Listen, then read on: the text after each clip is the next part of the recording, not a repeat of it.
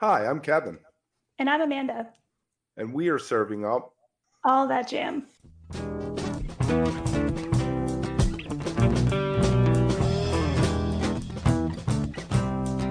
All That Jam, Quick Hit. Avram Brown on the Wheels debut album. Can we talk a little bit about your latest release? I've done a bunch of reading on it, and I just want to say, first of all, that the about page on your website is really one of the most authentic and honest I feel like I've ever seen, and I really appreciated that. It sounds like there was quite a journey, physically, emotionally, whatever metaphors we could think of to really get to this place. Could you maybe talk a little bit about that? Yeah. Well, I think, thanks for reading that. And I think I spent a lot of time being very sort of introspective and focused on sort of sealing myself off in the studio. There's a Frank Zappa record called Studio 10, which is like a joke about how there's no natural light in the recording studio, right? Um, the I think a lot of some of these songs are older, some of them are newer. I did split up with my partner. We were together for like 14 years. We have kids together, and when we split, it was just one of those moments where like the songs just came floating by. Right, the universe was like, "Here's the download. Sit at the piano, sit at the guitar. These songs need to happen right now." So a good chunk of the songs on the record came from that, just the writing of them. I was spending a lot of time in the recording studio working with other artists, and I realized I just really needed to get these songs down. And then I had, a bunch of older songs as well. So as far as sort of the transformational power, a big part of it for me was getting sober. That was a huge piece of the puzzle for me. Sort of thawing out and getting this constant flow of like creative energy as a result of that. So a lot of the songs came that way as well. They that's tough. I guess songs come a lot easier from tragedy though than when you're completely content though, Yeah, right. I think a lot of artists are, go through a lot of pain. A lot of great art comes from a lot of pain. huh? Before you went into the studio, had you gone out and road tested, played live any of the tunes, or was it all done in the studio and then you released the artifact? This is where we're starting. We'll see where it goes. Yeah, it's totally the opposite of like, let's develop the material and then record it. It was more, let's experiment in the studio and see what the song asks for. And now I'm in the process of putting the live thing together, playing with a band and actually finding out what it means to open up the songs and jam them out a little bit. All right. Very nice. Can you talk a little bit about what you feel, two things, what your progression as a songwriter is, and if you feel like there are any themes that run across your work? It's a good question.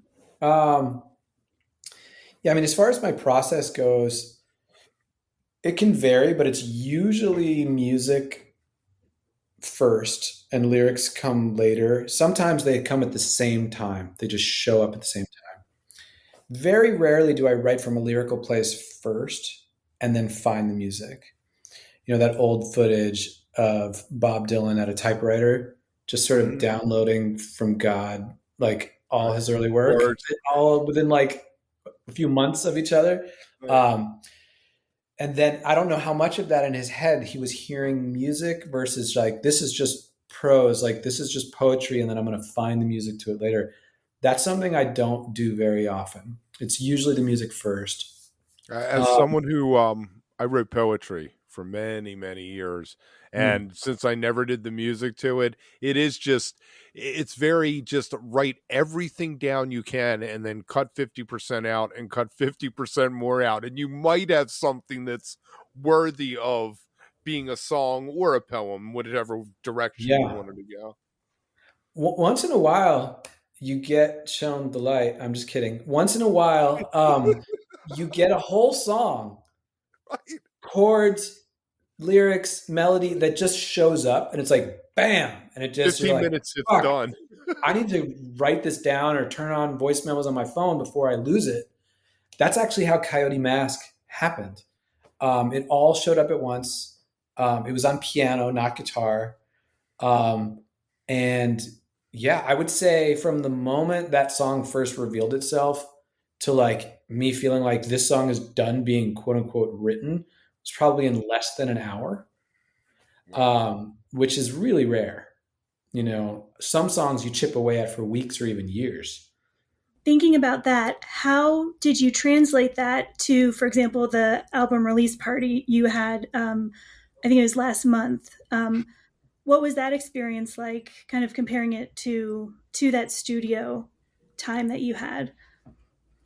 Well, as a live band, you know, I brought some cats together that are some serious players, like really great musicians that I knew would push me to, you know, a level that I would, you know, probably never be able to get to on my own when it comes to improvising live or performing live. So that was a big piece of the puzzle. And when I sat down with the guys, I said, listen, I think it's really important that we don't try to play the record. Like, let's not try to sound like the record live. Mm-hmm. You know, there are some bands where that's what they do. They get up there and they try their best to sort of replicate what it sounds like on the album, just live. And there's nothing wrong with that. And I've been, you know, I played guitar in bands like that, and toured with bands like that. But this was very much like, okay, let's interpret the songs in a way that feels right for this lineup, you know, because some of the production stuff, there's a lot going on, a lot of interesting percussion and layers of different instrumentation. And live, you know, it's just four of us, right? It was just bass, drums, keyboards, and me on guitar. And what we ended up doing was stretching out the songs longer and really just jamming them, like just opening them up, you know, like let's, you know, we added some jam sections in the middle of a couple of the songs.